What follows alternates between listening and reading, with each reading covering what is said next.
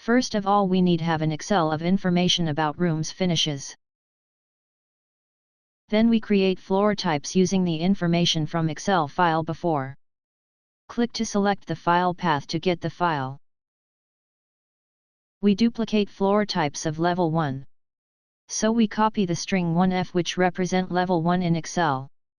And copy the string to Dynamo player input.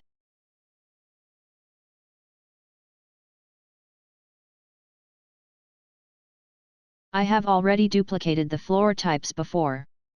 So I delete it to show you the process. Click Run. And wait for a second. We can see Dynamo player has helped create all the floor types we need. We isolate the floors which are already existing in the model. So we can see more clearly when Dynamo would have created the new floors. Click the script for creating the floors. Then select the Excel file which has the room finish information in it. All the information we need are room names, the ceiling types and ceiling heights.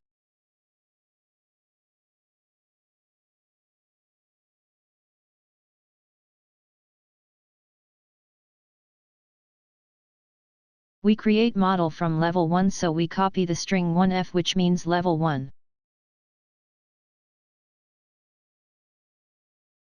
Then I select the floor view which is created from level 1.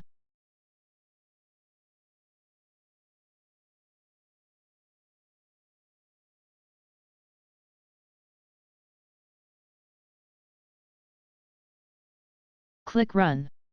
We can see Dynamo has created all the floors we need at level 1 no matter what height it should be.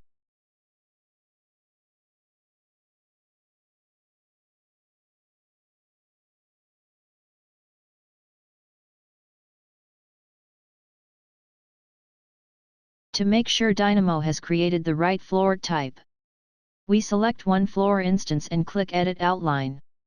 Then we can find the room which that floor locates. Back the Excel and check the room name, ceiling type and ceiling height information is matched.